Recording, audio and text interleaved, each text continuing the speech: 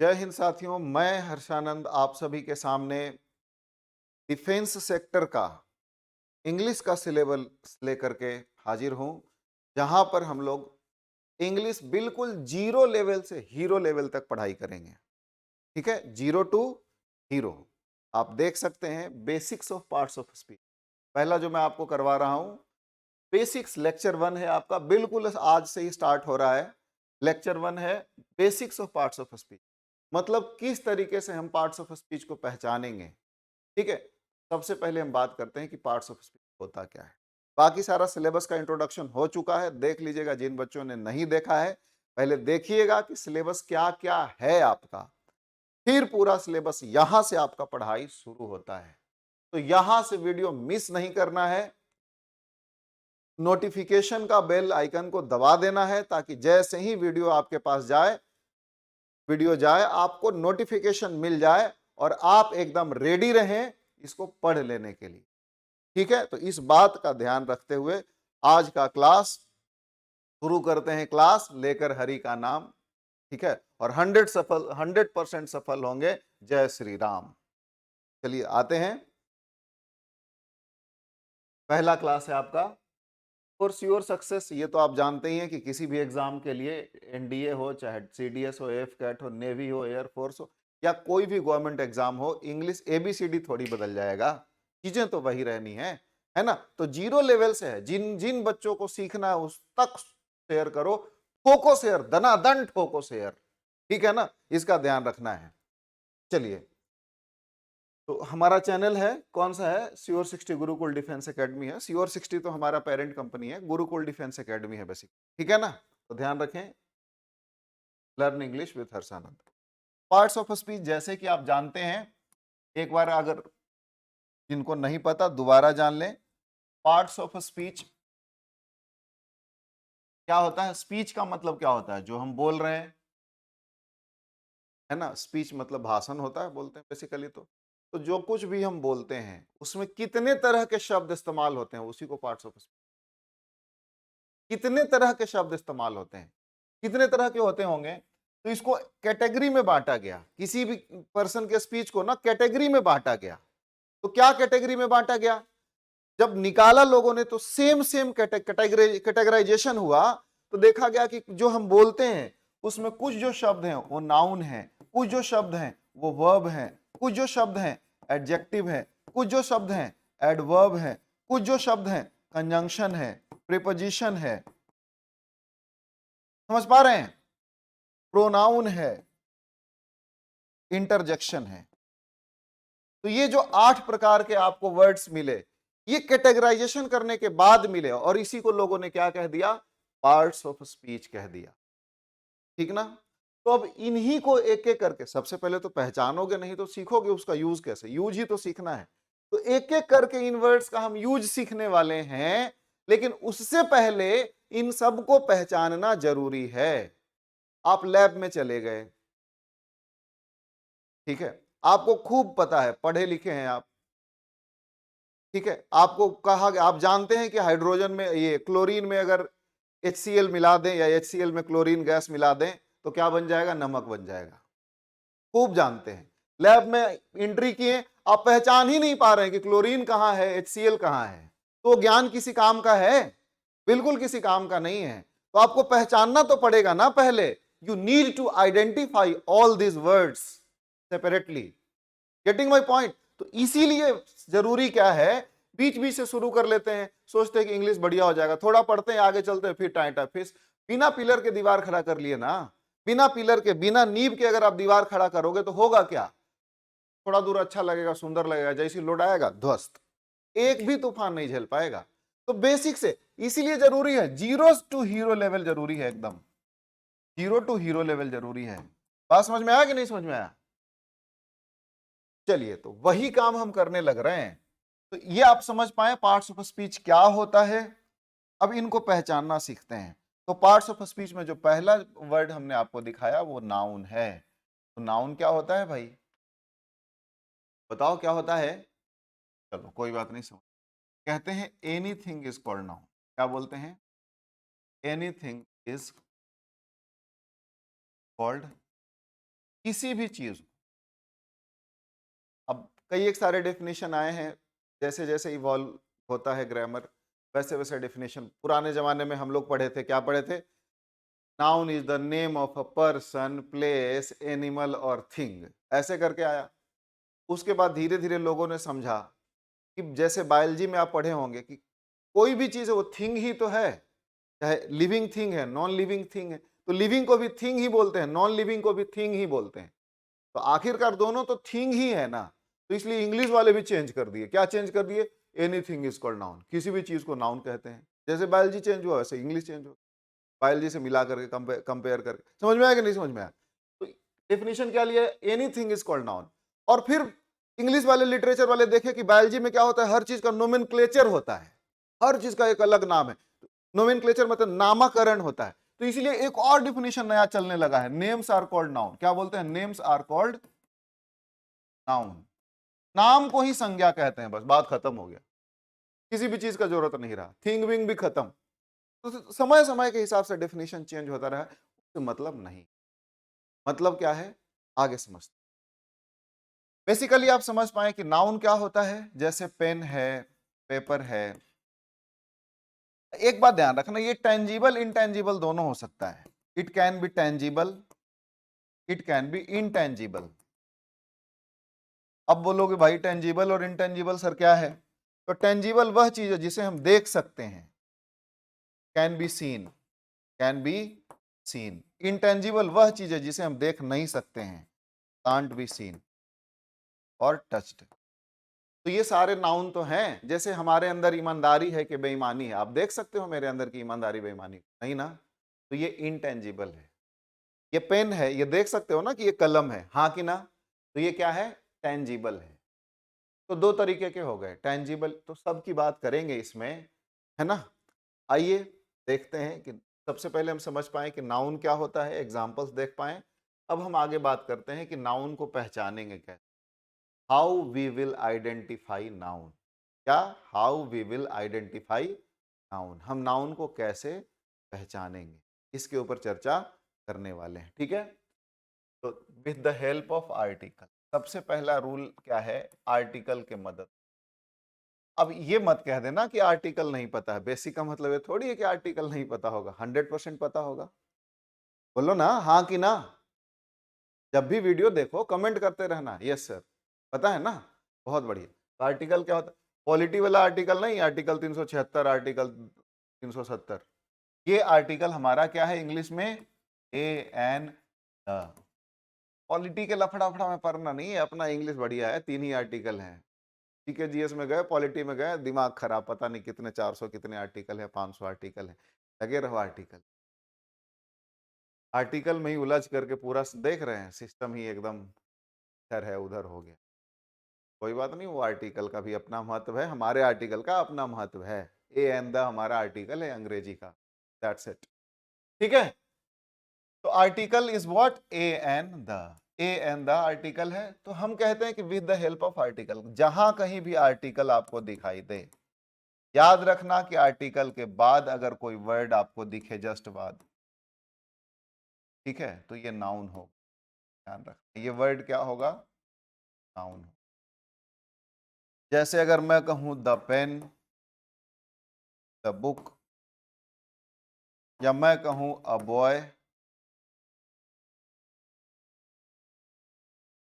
A river, तो ये सारे मेरे भाई क्या हैं?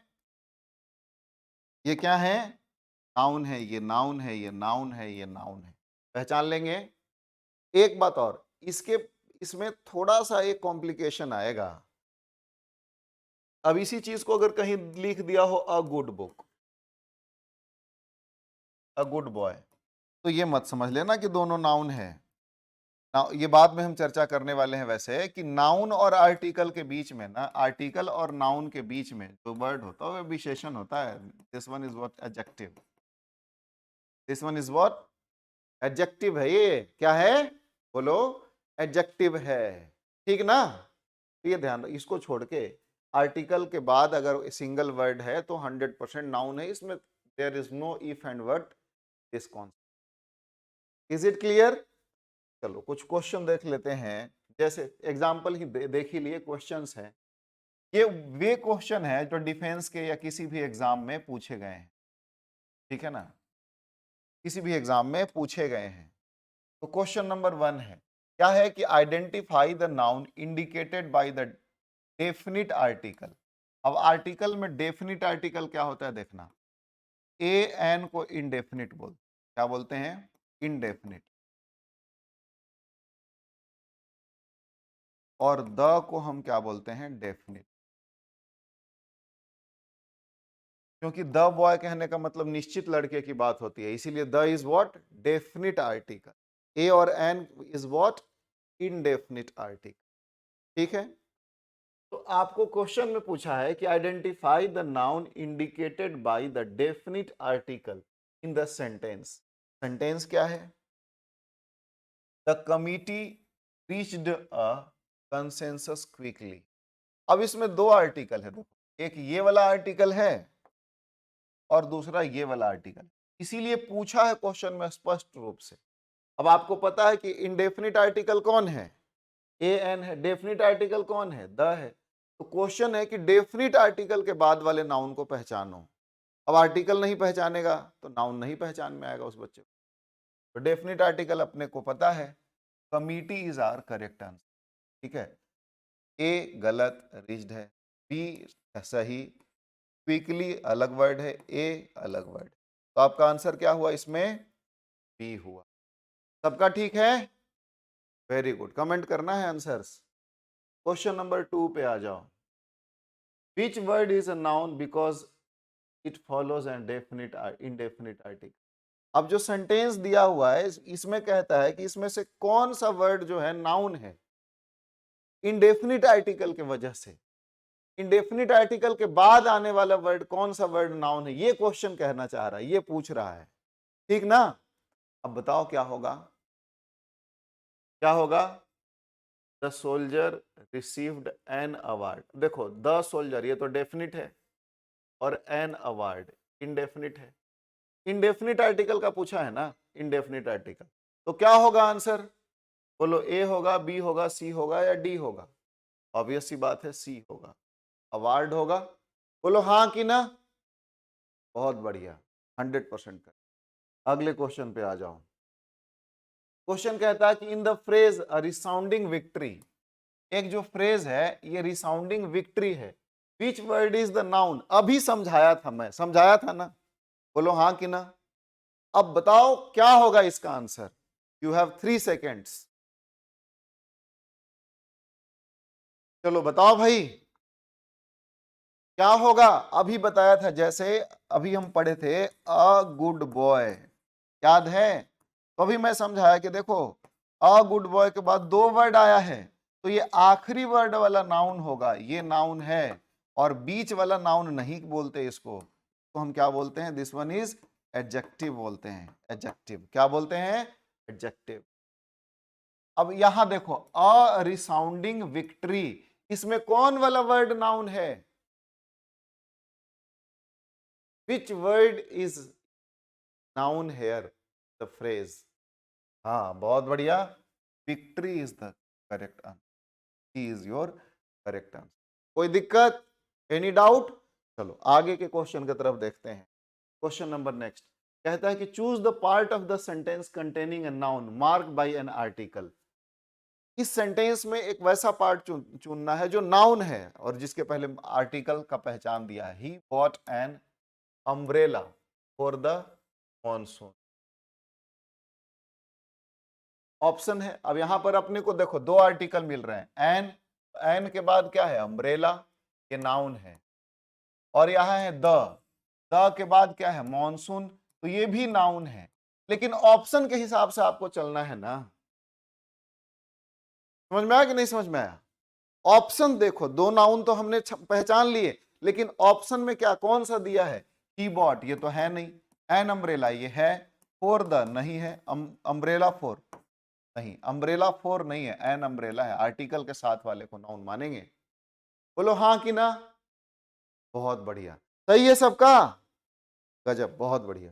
अगले क्वेश्चन पे चलें, और नेक्स्ट क्वेश्चन है आपका, select the noun based on the article rule. Article के रूल के हिसाब से नाउन पहचान के दिखाओ।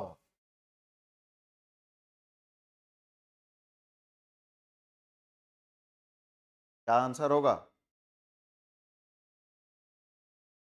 जल्दी बताइए। मैं बताऊं, कोई बात नहीं, देखो क्या होगा। जैसे अ गुड बॉय वाला याद करो, इसमें नाउन कौन है, आर्टिकल तो ये है, ये वाला वर्ड नाउन है, आखिरी वाला वर्ड। जैसे हम कहें, ठीक है ना, एन ऑनेस्ट मिस्टेक, इसमें मिस्टेक ये क्या है, एडजेक्टिव। नाउन कौन है, आंसर क्या होगा, किसका किसका सही है, सबका सही है, बहुत बढ़िया। अगले क्वेश्चन पे आ जाओ। नेक्स्ट क्वेश्चन है रूल 2, सेकेंड रूल है। हाँ, रूल 2 क्या कहता है कि अगर कोई भी नाउन प्लूरल फॉर्म में कोई वर्ड दी, वो नाउन होता है। क्या कहता है कि अगर कोई वर्ड आपको प्लूरल फॉर्म में दिखे तो वो नाउन होता है। प्लूरल कैसे बनता है समझो। If a word can be made plural to show multiplicity, अगर किसी वर्ड जिस शब्द का प्लूरल किया जा सके वो नाउन का पहचान, क्योंकि नाउन को ही प्लूरल किया जाता है, वर्ब का तो समझते ही प्लूरल, गो का गोज, प्ले का प्लेस, लेकिन जिस नाउन को, जिस शब्द को प्लूरल किया जा सकता है वो आपका सेंटेंस में नाउन होगा। पहचानना है कैसे, देखिए जैसे पहला नियम है सिंगुलर प्लूरल का, बाई एडिंग प्लस एस या ई एस। जैसे बॉय है तो बॉयज कह दिया, बुक है तो बुक्स कह दिया, एक नियम। दूसरा नियम है वाई को आई ई एस में बदल देते हैं, जैसे बेबी है बेबीज हो जाएगा, है ना। कहते हो एक गाना भी है, बेबी को क्या पसंद है वो तो आप जानते हैं, सॉन्ग भी है ना। अगला कॉपी है, क्या हो जाएगा, कॉपीज। क्या क्या लोग गाना बना देते हैं बताओ, है कि नहीं। जिंदगी के मजे लेना चाहिए, हर फेज का, वो गाने भी इंजॉय करो, साथ साथ पढ़ाई भी करना है, ठीक है। चलो बहुत बढ़िया। तीसरा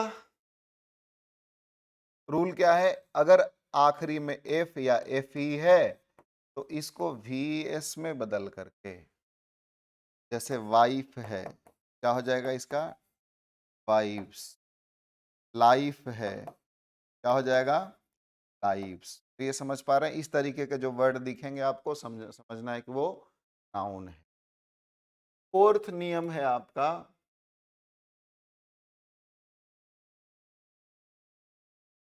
आखिरी में अगर आई एस है उसको ई एस में बदल देते हैं, जैसे एक्सिस का क्या हो जाएगा, एक्स। ओएसिस, थीसिस का क्या हो जाएगा, थेसिस। ओएसिस का ओएसिस। फिफ्थ रूल है आपका, आखिरी में अगर ओ एन है उसको ए में कन्वर्ट करके, जैसे फिनोमेनन, फिनोमेनन का क्या हो जाएगा, फिनोमेना, फिनोमेना। मीडियम का मीडिया, मीडियम का, है ना। और जानते हैं मीडिया वाले बड़ा हरामखोर होते हैं, ये तो आजकल आप न्यूज में सुन ही रहे होंगे, है कि नहीं। मीडिया वाले कैसे होते हैं, ये भी क्वेश्चन ध्यान रखना है, कैसे होते हैं। हरामखोर शब्द क्या क्या मतलब क्या होता है, जो हराम का खाते हैं, चापलूसी करके अपने बच्चों को पाल रहे हैं, खुद भी खा रहे हैं, उसी ही लोगों को हरामखोर बोलते हैं। तो ये क्या करते हैं मीडिया वाले, चापलूसी करके अपना जीविका चला रहे हैं। एक भी सही न्यूज अगर दिखा दें तो मान लिया जाए कि हाँ हमारा 180 देश में 197 नंबर पे, 57 नंबर पे 180 टोटल मीडिया वाले कंट्रीज वाले दिखाए जाते हैं, जिसमें 157 नंबर पे इंडियन मीडिया है। कितने नंबर पे है, 157 पे। This is the ranking of Indian media, समझ रहे हो। बस थोड़ा और खिसकना बाकी है, जिसको किसी देश में दर्जा दिया गया है चौथे पिलर का। Indian media has been considered as the fourth pillar, but what's the ranking of this people, है ना। मीडियम का इंग्लिश में मुझे मीडिया शब्द चेंज करने में भी शर्म महसूस आती है ऐसे लोगों के वजह। चलो, हमें तो क्या है, पढ़ाई करना है कि नहीं। जो हरामखोर ऑनलाइन टीचर्स के बारे में बोलते हैं वो भी तो मीडिया वाले ऑनलाइन ही दिखाते हैं, कौन सा ऑफलाइन आकर के आपके सामने न्यूज़ बताते हैं, ये भी तो सोचो। हैं, टीआरपी बटोरने के चक्कर में पता नहीं क्या से क्या दिखा दे, नोट में चिप लगवा देते हैं, तो कल के डेट में पता नहीं कहाँ कहाँ चिप लगवा देंगे, इसका ध्यान रखना। ठीक है, वो दिन दूर नहीं है कि आपके कहाँ कहाँ चिप लगे दिखेंगे। तो समझ में आया, बहुत बढ़िया। सिक्स्थ रूल क्या है कि अगर कोई नाउन है उसमें क्या है, यूएस होता है, उसको आई में कन्वर्ट कर देते हैं। जैसे रेडियस है, क्या हो जाएगा, रेडियाई। डबल है। फंगस है, फंगस का फंगी, क्या हो जाएगा, फंगी। बैसिलस का बैसिली, है ना, बैक्टीरियम। हाँ, एक और रूल है, सेवेंथ रूल है, अगर यू एम रहे आखिरी में तो ए में बदल देते हैं। जैसे बैक्टीरियम, अब आपने ये सुना ही नहीं होगा, बैक्टीरिया। बड़ा आश्चर्य होता है, माइटोकॉन्ड्रियन का माइटोकॉन्ड्रिया होता है। तो जो खास करके बायो वाले शिक्षक भी होंगे, अगर मैं उनसे सवाल पूछूं, इंग्लिश तो समझते नहीं है बात को, कि भाई बैक्टीरियम शब्द आपने सुना है, तो बोलेंगे नहीं, वास्तव में नहीं सुना होगा, क्योंकि बचपन से बैक्टीरिया ही पढ़ते आ रहे हैं। वास्तव में this one is plural word, ठीक है ना। क्या है ये, bacteria is what, plural word. किस चीज का प्लूरल है, बैक्टीरियम का प्लूरल है। समझ रहे हैं। आज मैच हो रहा था तो उसको हम इंग्लिश में क्या बोलते हैं, स्टेडियम बोलते हैं। इसका प्लूरल क्या होता है, स्टेडिया होता है। क्या होता है, एक से अधिक स्टेडियम की बात करेंगे तो स्टेडिया बोलेंगे, ठीक है। या स्टेडियम्स भी इसको हालांकि बोलते हैं, कि पॉपुलैरिटी होने के कारण, वैसे इंडिया के कारण ऐसा, लेकिन जनरल इसका जो प्लूरल फॉर्म होता है स्टेडिया ही होता है। ठीक है, तो ये कई एक सारे नियम्स हैं छोटे मोटे। बाकी आप समझते हैं, मैन का मैन होता है, चाइल्ड का चिल्ड्रन होता है, चाइल्ड का क्या होता है, चिल्ड्रन होता है। तो ये सब जो वर्ड आपको दिखाई देंगे मेरे भाई, तो याद रखना है कि these are what, none other than noun. ये नाउन ही हैं जिनके प्लूरल होते। Is it clear. ये भी ध्यान रखना है कि जिनके प्लूरल होते हैं कॉमन नाउन ही होते हैं, कॉमन नाउन या कलेक्टिव नाउन ही होते हैं। मटीरियल नाउन, एब्स्ट्रैक्ट नाउन के प्लूरल नहीं होते, ठीक ना। अब ईमानदारी का कभी सुना, ईमानदारी तो इसके अंदर बहुत ईमानदारी हैं, आज हमने पानी पी लिया है। इज इट पॉसिबल, हम ऐसा नहीं सुनते हैं। भोजने खा लिया, ठीक ना, नहीं कहते हैं। Abstract noun cannot be made plural, material noun cannot be made plural, ठीक है।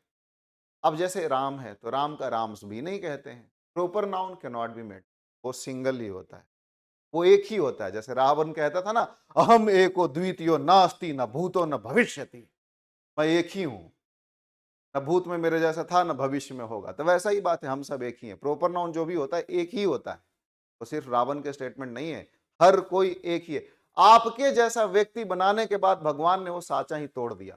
तो सोचो कि आप कितना इंपॉर्टेंट हो इस धरती पर। आपको बनाने के बाद भगवान ने किसी और को आप जैसा बनाया नहीं। इस इट मींस व्हाट, कि you are the most unique, you are the most important person.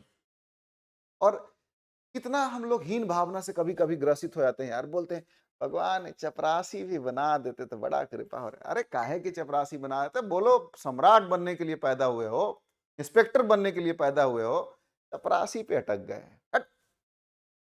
भगवान भी सोचता हो ऊपर से, यार इसको मैं सम्राट बनाना चाहता, चपरासी के लिए। कॉन्फिडेंस हमेशा हाई होना चाहिए ब्रदर, ठीक है। तभी क्या होता है, जिस अगर झोली ही बड़ा नहीं होगा तो भिक्षा मिलेगा कहां से। सबसे पहले अपने महत्वाकांक्षाओं को, अपने बड़ा देखो, ठीक है। ये सक्सेस का मूल मंत्र और पहला मंत्र है, याद रखना इसको। Do remember this state. ठीक है, कहां से आया था ये स्टेटमेंट, ध्यान रखना, हर्षानंद सर ने याद दिलाया था। आप अपनी हनुमान जी की तरह शक्तियों को भूल गए हो ना, मैं जमावंत की तरह आपको याद दिलवा रहा हूं। ये शक्तियों को अपने अंदर की जो छिपी हुई है उसको याद रखना, ठीक है। चलो अगले पड़ाव पर चलते हैं। तो कुछ क्वेश्चन करने हैं। क्वेश्चन कैसे करने हैं इसमें बताओ। Which of the following words can be pluralised. ये जो नाउन होंगे प्लूरल होंगे, कौन सा वर्ड नाउन है जो प्लूरल है, बताओ फटाफट बताओ फटाफट, कौन सा वर्ड प्लूरल है।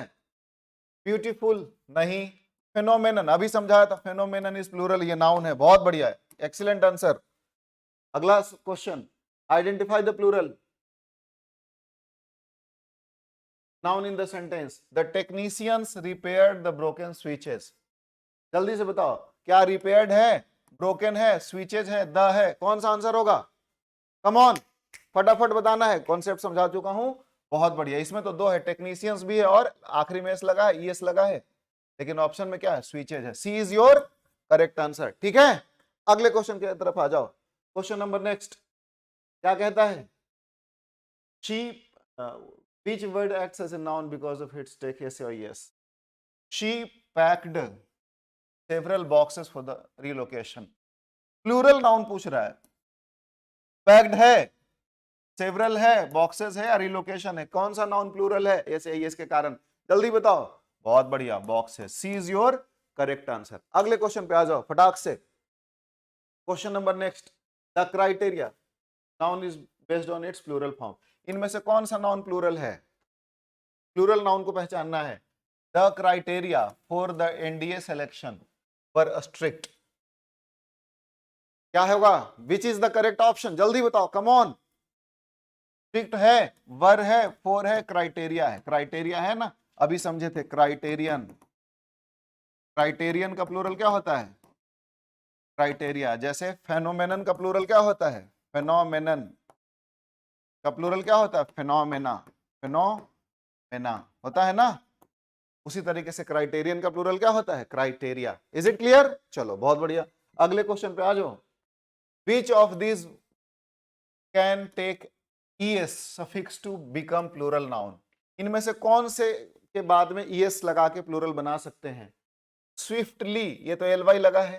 टोमाटोस, टोमाटोस क्या होगा, MATOES लगाते हैं। ऑल्दो नाउन नहीं है, हैप्पी नाउन नहीं है, तो एक ही वर्ड है, आंसर क्या होगा, बी। ठीक है सभी का, बहुत बढ़िया। अगले क्वेश्चन पे चलो। नेक्स्ट है rule number 3, the possessive test. अगला नाउन पहचानने का तरीका, ये प्रॉपर नाउन पहचानने का तरीका क्या है, पॉजेसिव टेस्ट। पॉजेसिव कहने का मतलब क्या होता है, अधिकारवाचक। पॉजेसिव कहने का मतलब क्या होता है, अधिकार, अधिकारवाचक। तो इसको इंग्लिश में एपोस्ट्रोफी ऐसे दर्शाते हैं, जैसे है बुक ऑफ राम, क्या है, बुक ऑफ राम, इसको कैसे लिख सकते हैं, राम्स बुक, राम्स बुक। तो याद रखना इसमें दोनों नाउन होता है, ये भी नाउन है, ये भी नाउन है। जब कभी भी हम एपोस्ट्रोफी एस के का यूज करते हैं सेंटेंस में, तो दो वर्ड अगर लिखेंगे, जैसे अगर हम लिखेंगे मोहन्स कार, तो याद रखना इसमें दोनों नाउन है, ये भी नाउन है, ये भी नाउन है, ठीक है ना। हाँ कि ना, बताओ जल्दी से, हाँ कि ना, दोनों नाउन है, ठीक है ना, क्या है, दोनों नाउन है, both word will noun. Is it clear, बहुत बढ़िया, चलो हो गया। अब क्वेश्चन कर लेते हैं, आइडेंटिफाई द पॉजेसिव नाउन। इसमें से पॉजेसिव नाउन पहचानना है, क्या है, द जनरल्स, लगा हुआ है एपोस्ट्रोफी एस, यही वाला एपोस्ट्रोफी एस होता है, इसको पढ़ते हैं एपोस्ट्रोफी एस। क्लियर है, अगले क्वेश्चन की तरफ आ जाओ। इन the sentence India's economy is growing, which word is a noun showing possession, बताओ जल्दी से। You have 3 seconds, 1 2 3, time up, जल्दी बताओ। इंडियाज है ना, जवाब। अगले क्वेश्चन पे आ जाओ। क्वेश्चन है which word correctly completes the sentence as possessive noun. अब फिल अप द ब्लैंक के रूप में पूछ लिया, देखो पूछने का तरीका है भाई, क्वेश्चन को इजी भी रख सकता है, इसी सिंपल से कॉन्सेप्ट को डिफिकल्ट भी कर सकता है, ठीक ना। आगे और आएगा ऐसे क्वेश्चन, क्या ब्यूटीफुल है, क्या कैप्टन्स है, एक ही तो है पॉजेसिव केस, तो आंसर बी हो जाएगा, कैप्टन्स, ठीक है ना। बहुत बढ़िया, पहचानने लग गए ना, गजब। जैसे ही पूरे पार्ट्स ऑफ स्पीच पढ़ लोगे ना, एक एक सेंटेंस के वर्ड को पहचानने लग जाओ, कोई बड़ी बात नहीं है। चलो आगे बढ़ दें। अगला, identify the noun acting as a possessor. Possessive case को ही मतलब पजेशर कह रहा है। The student's thesis was well researched. हालांकि दोनों नाउन है, देखो ये भी है ये भी है, लेकिन पजेसर वाला नाउन पूछ रहा है, तो पजेसर वाला केवल ही है, स्टूडेंट्स है, तो answer B, B is your correct answer. ठीक है, बहुत बढ़िया। थीसिस का प्लूरल क्या होगा बताओ? थीसिस का प्लूरल क्या होगा? थेसिस। आईएस को ईएस में बदल देते हैं ना, समझाए हैं ना अभी कि सर, अब नोट डाउन कर लेना, नोट्स बना लेना, ठीक है? और नोट्स बना के ना कमेंट में मुझे अपने नोट्स भेजना सभी, ये होमवर्क है आप लोगों का, ठीक है? नोट्स अच्छा बना करके हम वो भेजना है, एग्जाम्पल भी लिखना है, ऐसा नहीं कि सिर्फ रूल रूल लिख ली, ठीक है? चलो अगला है, choose the phrase containing a possessive noun. इनमें से पजेसिव नाउन वाले फ्रेज चूज करने हैं ऑप्शंस में। 3 सेकंड है, 1 2 3, टाइम अप। जल्दी से बताओ क्या हो गया? पजेसिव एपोस्ट्रोफी एस लगा है ना, dog scholar, he is your correct answer. यहां तक किसी को कोई डाउट है? आगे बढ़े, चलो नेक्स्ट है रूल नंबर 4। अब रूल नंबर 4 कहता है सेंटेंस पोजीशन के हिसाब से, सेंटेंस में पोजीशन के हिसाब से भी नाउन पहचानते हैं। कैसे पहचानते हैं? तो nouns typically act as the subject. Basically noun किस रूप में काम करता है?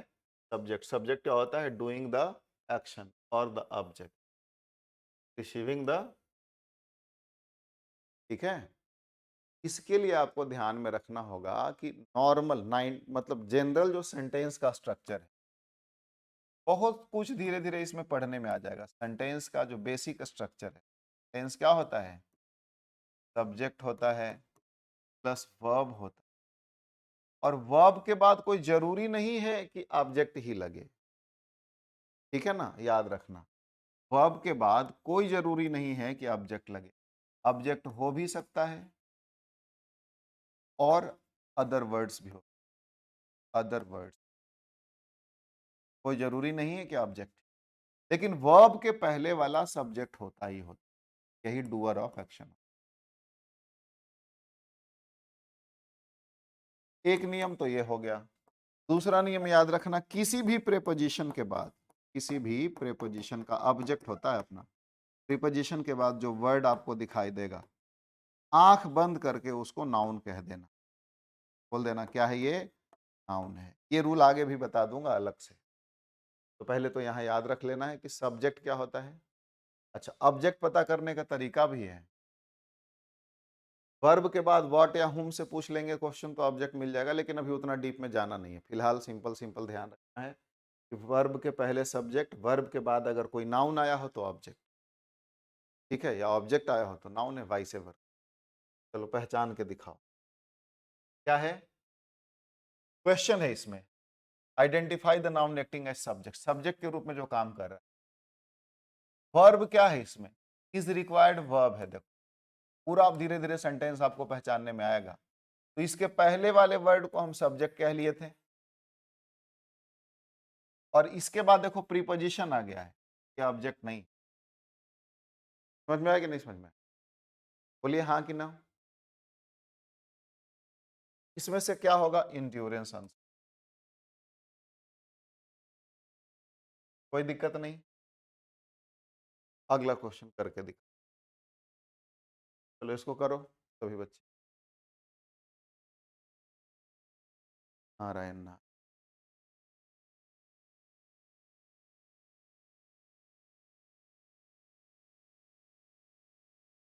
क्या है? ऑब्जेक्ट के रूप में। देखो वर्ब फिर से पहचानो, वर्ब क्या है? आंसर आ गए सभी के। हमने आपको समझाया कि वर्ब के पहले ये भाई साहब जी सब्जेक्ट हैं, और वर्ब के बाद ये भाई साहब जी ऑब्जेक्ट हैं, बात खत्म। और अगर जिसको ये नहीं पहचान में आ रहा तो आर्टिकल रूल लगा दो ना, आर्टिकल द तो लगा है, द के बाद नाउन ही आता है, हो गया खत्म। एक पढ़ मतलब धीरे धीरे आपके पास स्टॉक बढ़ेगा ना, तो ये जरूरत भी नहीं पड़ेगा आर्टिकल फट ये सब सब्जेक्ट ऑब्जेक्ट, अपने आप पहचानने लग जाओगे। यहाँ भी द लगा है तो ये कमांडर नाउन हो गया, यहाँ भी द लगा है तो नाउन हो गया, फिर वाला वर्ब हो गया, बात खत्म। इतना तो समझ पा ही रहे होगे, बोलो ना हाँ कि ना। बहुत बड़े, कमेंट करके बताना, ठीक है ना, क्या दिक्कत आया, क्या समझ में आया, क्या नहीं समझ में आया, एक एक बात बताना है, शेयर करना है, ठीक है। किससे शेयर करना है? तो आपको अपने हर्षानंद सर। आंसर क्या हो जाएगा? Soldiers, the correct answer. Is it clear? ठीक है, अगले क्वेश्चन की तरफ बढ़ जाएं। कहता है कि in the sentence they signed the treaty, what is the syntactic role of treaty? अब समझे, अभी हमने क्या बात किया कि जो वर्ब होता है इसके पहले सब्जेक्ट होता है और वर्ब के बाद जो होता है ऑब्जेक्ट होता है। अब यहां पर साइंड है, साइंड के पहले लगा है दे और इसके बाद लगा है ट्रीटी, है ना। सिंटैक्टिक कहने का मतलब सिंटैक्ट, ये पार्ट्स ऑफ स्पीच का स्ट्रक्चर के हिसाब से क्या है, दिख रहा है ना। तो बताओ क्या है, ट्रीटी के किस तरीके से काम, क्या ये वर्ब है, क्या एडजेक्टिव है, क्या ये सब्जेक्ट है? नहीं, तो क्या ही ये ऑब्जेक्ट है। तो आंसर क्या हो जाएगा? डी होगा। कोई दिक्कत है किसी को? नहीं ना। चलिए आगे बढ़ते हैं। अगला है find the noun that functions as the subject. वह नाउन पता करो जो, अब जैसे देखो आर्टिकल लगा है तो ये नाउन ही होगा, कोई दिक्कत नहीं है, इतना तो पहचान ही रहे हो। ईडी वीडी लगा रहता है वर्ब होता है, देखो ये वर्ब है, ईडी लगा, ये सब बाद में भी बताएंगे। तो वर्ब के पहले सब्जेक्ट होता है। Deployment is what?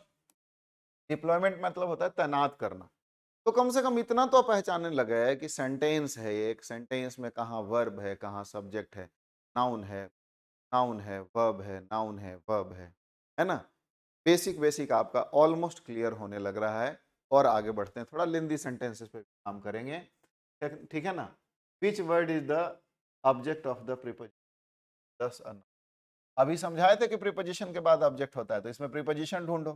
प्रीपोजिशन नहीं जिसको पता हो, याद रखना प्रीपोजिशन क्या होता है, इन, ऑन, एट, टू, छोटे छोटे जो वर्ड होते हैं। तो इसमें प्रीपोजिशन कौन है? ऑन है। अब इसमें नाउन पहचानना हो आपको तो देखो आर्टिकल के बाद ये नाउन है, फिर आर्टिकल के बाद ये नाउन है कि नहीं है? नाउन तो पहचान लोगे आराम से, आर्टिकल के दम पे ही पहचान लोगे आप। तो प्रीपोजिशन के बाद ये ऑब्जेक्ट है, क्या प्लेस्ड है कि डॉक्यूमेंट है कि वॉज है कि टेबल है? बताओ, जल्दी बताओ। हाँ आंसर ठीक है, डी। क्या हो जाएगा? ये नाउन, तो ऑब्जेक्ट करना। ठीक है, आगे रूल पे चले। Are you ready? चलो, रूल नंबर 5, फिफ्थ रूल आपका क्या कहता है, उसको इसको आपको याद करना पड़ेगा। अगर किसी, लुक फॉर नाउन सफिक्स, आपको अब चेक करना है सेंटेंस में कि ये छोटे छोटे जो वर्ड्स हैं इसको सफिक्स बोलते हैं। देखो क्या होता है कि एक वर्ड होता है रूट वर्ड, उसको इसके बाद में जो लगे सफिक्स, और इसके पहले जो लगे उसको बोलते हैं हम प्रीफिक्स। प्री माने पहले होता है, समझ में आया कि नहीं समझ में? तो सफिक्स मतलब बाद में लगने वाले शब्दांश, सफिक्स मतलब शब्दांश हो गया।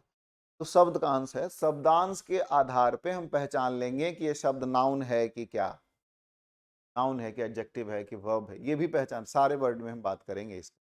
ठीक है ना, आ रहा है समझ में? बोलिए हाँ कि ना। Very good.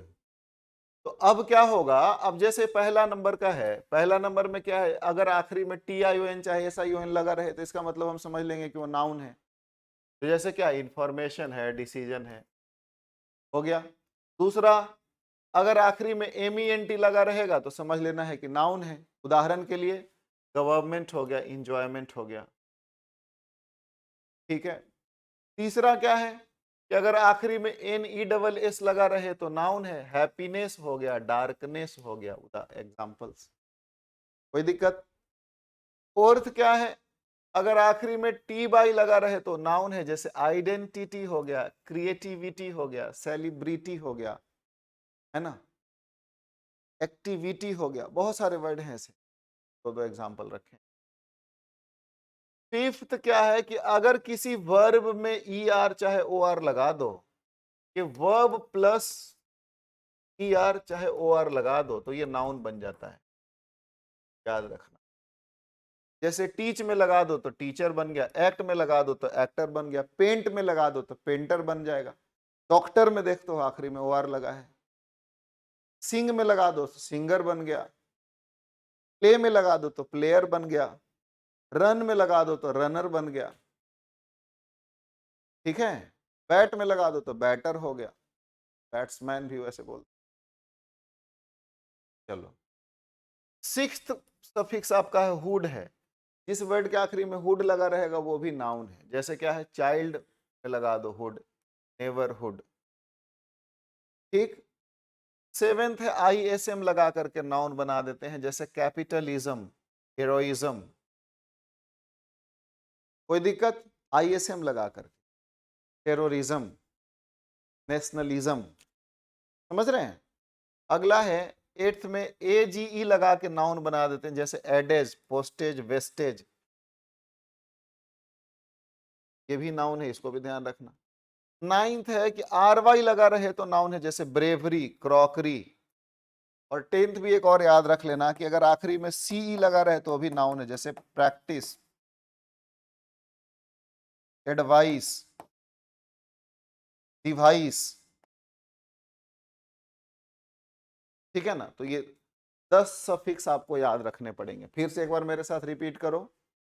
Now let us repeat. पहला क्या है, EION, बहुत बढ़िया। दूसरा क्या है, MENT, वेरी गुड। तीसरा, सभी को बोलना है, ऐसा बोलो कि वो आप जहां से बोल रहे हो वहां ये मेरे तक आवाज पहुंच सुनाई दे। तीसरा क्या है, NESS, बहुत बढ़िया। फोर्थ क्या है, ITY, बहुत बढ़िया। फिफ्थ क्या है, ER या OR, बहुत बढ़िया। सिक्स्थ क्या है, हुड। सेवेंथ क्या है, ISM। एट्थ क्या है, AG, बहुत बढ़िया, AG, OG, गाजी, है ना। नाइन्थ क्या है, RY, बहुत बढ़िया। टेंथ क्या है, C, हो गया। आगे बढ़ जाते, क्वेश्चन, प्रैक्टिस प्रैक्टिस, निपटा लेंगे, 3-3 सेकंड का टाइम है। Which word is following is a noun based on its suffix के आधार पे, सफिक्स के आधार पे इनमें से कौन है, जल्दी से बताओ। MENT है, सर हो गया, जल्दी जल्दी बताना।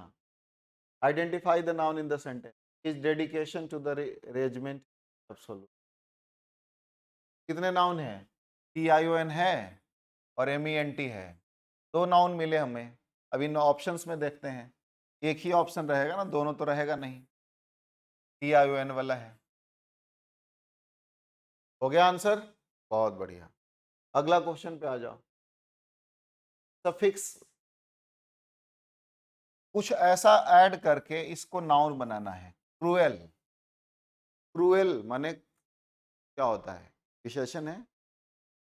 क्रूएल मतलब क्या होता है, बड़ा ज्यादा क्रूएल होता है, मतलब क्या बोलते हैं इसको यार, क्रूएल को हिंदी में क्या बोलते हैं, कमेंट करके बताओ। क्रूर बोलते हैं, क्रूर का इंग्लिश क्रूरता, जहां ता लगे TY लगा दो, क्रुएल्टी, क्या हो जाएगा, क्रुएल्टी, ठीक है, ठीक है। चलो बहुत बढ़िया, अगले क्वेश्चन पे आ जाओ। Which word uses suffix to become an abstract noun, abstract noun बना है, कौन सा बना है, आपको तो पता ही है कौन सा बना है। ISM वाला नाउन होता है, ISM वाला, बाकी तो आपने पढ़ा ही नहीं कोई, तो जो नहीं पढ़ा है एक्स्ट्रा ज्ञान लगाना ही नहीं है, ध्यान रखना, जो आता है उसी में से करो, ठीक है, बाकी धीरे धीरे हम सब पढ़ लेंगे। अगला है find the noun with ITY, ITY से नाउन पता करो। क्लियरिटी, ITY में कौन है, एक ही है, क्लियरिटी, क्लियर से बना है, क्लियरिटी, ठीक है। अगले कॉन्सेप्ट पे बढ़ो, रूल नंबर 6, whom और what। ये जो नियम है, ये कॉम्प्लीमेंट्स पता करने का तरीका है।